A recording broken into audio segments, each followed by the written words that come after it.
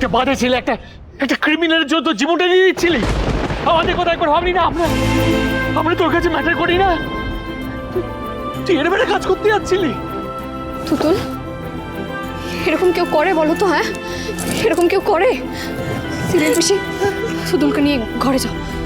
Aunty, বড় মা, তোমরা যাও একটু। Thank you.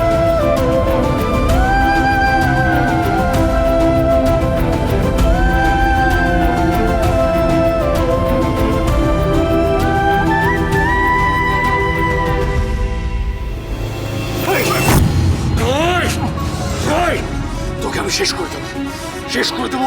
সেটা হওয়ার আগে তুই এই বাড়ি থেকে বেরিয়ে যা, বেরিয়ে যা তুই এই বাড়ি থেকে। ও এবারে জামাই ঋষিস। বেরিয়ে যা তোমরা দুজনে এই বাড়ি থেকে। শান্ত হন না প্লিজ। কি শান্ত? হ্যাঁ, কি শান্ত হবো? কি ওয়েলকাম করবো নাকি ওদেরকে? চিৎকার করবেন না এখন বাড়িতে। তুতুলের মনের অবস্থাটা একটু বোঝার চেষ্টা করুন। এদেরকে ছাড়ুন, তুতুলের কাছে চলুন, চলুন।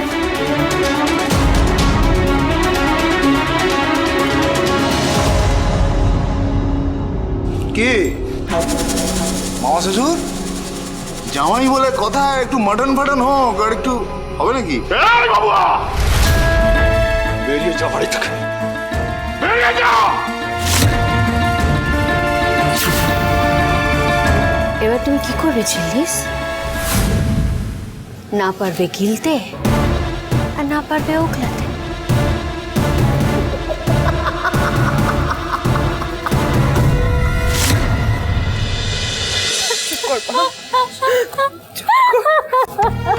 তুতুল, কাঁদছো কেন? শক্ত শক্ত হতে হবে তুতুল। জানো তো, ওরা আমাকে জোর করে নিয়ে গিয়ে বিয়ে করে নিল। আমি না তখন রাস্তা দিয়ে তোমাদেরকে দেখতে পেয়েছিলাম। তোমরা গাড়িতে যাচ্ছিলে, আমি কত ডাকলাম দিল্লি, কত ডাকলাম, কিন্তু কেউ শুনতে পেলে না। তোমরা কেউ শুনতে পেলে না।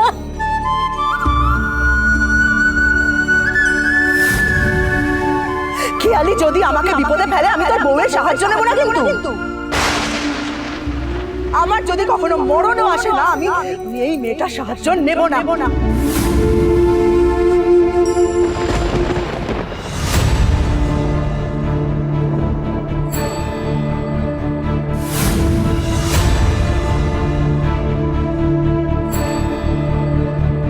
আমার মেয়েটাকে বাঁচাও, আমার মেয়েটাকে বাঁচাও না, বাঁচাও না। আমি জানি তুমি হয়তো আমার পর রেগে আছো। আমি তো তোমার অনেক ক্ষতি চাইছি না। আমি কখনো তোমার মন থেকে মেনে নিইনি। চার বেলা তোমাকে অপমান করেছি, কষ্ট দিয়েছি, কাঁদিয়েছি। ভগবানকে আমি ডেকেছি যে কোনোদিন যেন তোমার সাহায্য নিতে না হয়। আমি তোমার চোখে চোখ রেখে বলেছিলাম যে আমি মরে গেলেও কোনোদিন তোমার সাহায্য নেব না। আমি বলেছিলাম, দেখো ভগবান আমার চোখে আঙুল দিয়ে বুঝিয়ে দিল যে জিল্লি ছাড়া আমার গতি নেই।